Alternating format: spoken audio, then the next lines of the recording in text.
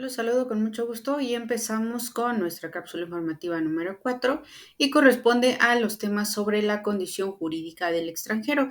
Es decir, en esta materia de derecho internacional privado vamos a tener todos estos ámbitos que también forman parte de los atributos de la personalidad de las personas físicas y que por supuesto al ir avanzando dentro de esta sección internacional ha formado parte también sobre un derecho fundamental o bien conocido también como un derecho humano. Bien, vamos a encontrar como referencia que la condición jurídica del extranjero se integra por el conjunto de derechos y obligaciones que gozan las personas físicas o jurídicas en el ámbito de competencia legislativo y judicial de un sistema jurídico en el cual no son consideradas nacionales, conocida también como derecho de extranjería. Es decir, ahora bien, podemos contar con esta cuestión que una persona física contenga una nacionalidad, pero por lo mismo no contenga los requisitos para obtener o ser reconocido como nacional en otro país.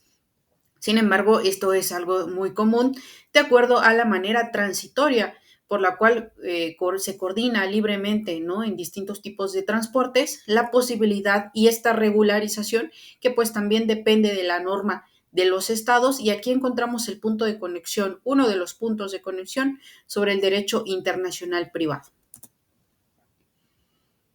Ahora bien, de acuerdo a este contexto, vamos a tomar en cuenta también lo que significa extranjero o ser un extranjero. Tiene el carácter la persona física o jurídica que no reúne los requisitos establecidos por un sistema determinado para ser considerado nacional. Se trata de una definición por exclusión, pero es la manera más adecuada de ilustrar su contenido. Es decir, hacemos la diferencia entre estas personas físicas o morales que se encuentran en un territorio distinto al proveniente. ¿Cuáles son las cuestiones que podemos encontrar también aquí en estas características sobre condiciones jurídicas de los extranjeros? Que muchas veces no se les conoce la nacionalidad, es decir, son personas que no contienen ninguna nacionalidad y por lo tanto esta forma de ciudadanía pues provoca ciertos puntos de conexión dentro del derecho internacional privado, en especial para saber cuál es la norma aplicable o cuáles son los requisitos que realmente se necesitan en el tratamiento de estas personas conocidas como apátridas. Y en este sentido, una apátrida se presenta cuando los sujetos a quienes los estados no otorgan ninguna nacionalidad. Entonces, este resultado, ¿no?, de apatridia, pues realmente concede a que en el derecho internacional privado se lleve, pues posiblemente a un problema, porque la norma aplicable, entonces habrá que hacerse el estudio y también, ¿por qué no?, de acuerdo a las intervenciones que se realicen de acuerdo a ciertos tratados internacionales para poder tener el conocimiento. Recordemos que aquí también podrían encontrarse otros tipos de circunstancias, como lo son la doble o múltiple nacionalidad. Cada día es más frecuente, aunque varios países procuran evitarlo. Al derecho internacional le interesa el problema principalmente cuando la norma conflictual establece la nacionalidad del individuo como punto de conexión o de contacto para la elección del derecho aplicable. Por lo tanto, reconoce dos momentos de que podría suceder esta doble nacionalidad: desde el nacimiento, o dos, con posterioridad al nacimiento. Algunos esfuerzos internacionales, es decir, algunas cuestiones sobre convenciones que realmente funcionan en este sentido como puntos de poder solucionar estos problemas, pues están dispuestos aquí en esta pequeña diapositiva,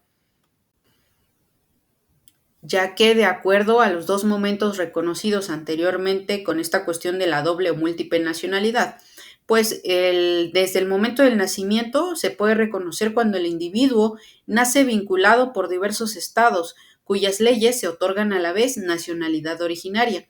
Es posible solucionarlo por el derecho de opción o jus optandi, conteniendo en tratados internacionales o en las legislaciones internas con la finalidad de que el interesado elija alguna de ellas al obtener la mayoría de edad.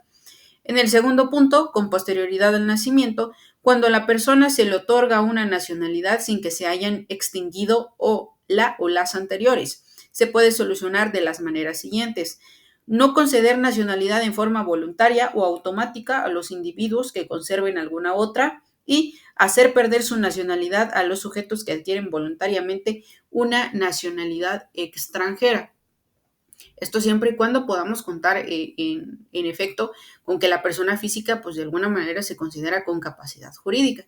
O bien, en el caso de aquellas personas sin capacidad jurídica, si hablamos de México, pues constarían de un representante. Ahora bien, los sistemas adoptados en relación con los derechos del extranjero. Pues estos sistemas básicamente son de manera internacional y son los métodos que realmente se utilizan en el punto de poder resolver pues este punto de condiciones entre la calidad jurídica de los extranjeros. En el inciso A, el sistema de reciprocidad diplomática, los extranjeros tienen los derechos civiles que se estipulan en los tratados celebrados, lo cual resulta inoperante debido a la gran cantidad de convenciones internacionales que tendrían que suscribirse. Carlos Arellano García señala que el punto de partida se halla en el artículo 11 del Código de Napoleón, el cual indicaba: el extranjero disfruta en Francia de los mismos derechos civiles que se hayan concedido o se concedan en adelante a los franceses por los tratados celebrados por la nación a la que el extranjero pertenezca. En cuanto al inciso B, el sistema de reciprocidad internacional legislativa o de hecho, los estados otorgan a los extranjeros los derechos que sus nacionales gozan en el país de donde aquellos provienen. En México, aunque de manera escasa, existen normas jurídicas que se basan en la reciprocidad. Por ejemplo, tenemos el artículo 1328 del Código Civil Federal. En la actualidad, debido a que los países tratan de fomentar cooperación internacional y buscar mayor integración de muchos aspectos, es indispensable que estas normas de retorsión desaparezcan de las legislaciones nacionales. En el inciso C, el sistema de equiparación o nacionales o latinoamericano concede al extranjero igualdad de derechos civiles con los nacionales, mientras no surja una disposición legal que establezca restricciones en forma expresa. Se le conoce como latinoamericano por su reiterada aplicación en Hispanoamérica. En México, el artículo primero constitucional se adhiere al mismo a señalar que en los Estados Unidos mexicanos todas las personas, sin señalar si son mexicanas o extranjeras. En el inciso D encontramos el sistema mínimo de derechos. Este salvaguarda al extranjero un mínimo de derechos que la normatividad internacional ha considerado como indispensables para el desarrollo de la persona y la protección de su dignidad humana. Este mínimo de derechos que no se ha fijado básicamente en una cuestión específica, pero estamos hablando, por supuesto, de aquellas cuestiones que en México reconoceríamos como derechos fundamentales y los derechos humanos. Por supuesto que son considerados de manera internacional en nuestro sistema jurídico mexicano a partir del año 2011, donde encontramos la reforma sobre derechos humanos. Ahora bien, para ir asentando estas condiciones, pues de acuerdo al derecho mexicano, nosotros encontramos que la condición jurídica del extranjero en el derecho mexicano vigente pueden y son de carácter federal, en especial en el artículo 73 está concedido, está conectado. Por supuesto, las cuestiones sobre la ciudadanía mexicana, en el artículo 30, 33, hay que consultar también la ley de la nacionalidad, la ley de migración, donde contempla estas secciones sobre la calidad del extranjero. Y por supuesto, en el mismo sentido, podríamos encontrar lo que en algún punto en estos sistemas sobre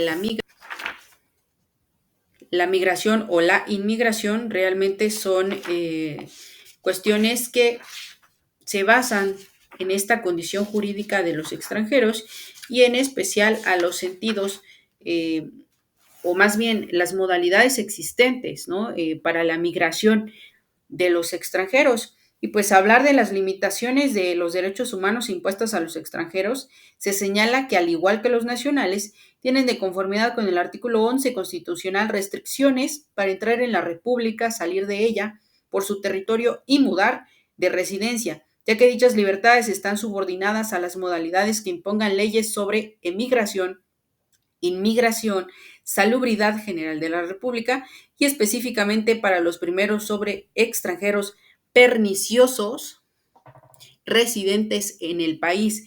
En este mismo sentido, me gustaría comentarles que se analiza en el precepto constitucional que se habla de términos generales del movimiento migratorio que engloba la inmigración que implica internarse en el territorio y a la emigración que se refiere a su salida. Por lo tanto, pues estaríamos hablando de las actualizaciones también sobre la ley de migración, aquellas cuestiones que tengan que ver con la Secretaría de Relaciones Exteriores, que por supuesto se encargan de tener estas ciertas modalidades como requisitos que se contengan para que en el país exista pues esta oportunidad sobre distintas vías de permanencia, algunas de residencia y por supuesto cuestiones sobre visitantes, ciertos permisos, ya que en nuestra constitución está específicamente, por ejemplo, en el artículo 27, pues que bajo ciertos requisitos y limitaciones las propiedades están delimitadas al Estado mexicano y hay una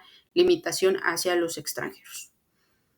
Para continuar con nuestros siguientes temas, los espero en nuestra siguiente sesión. Gracias.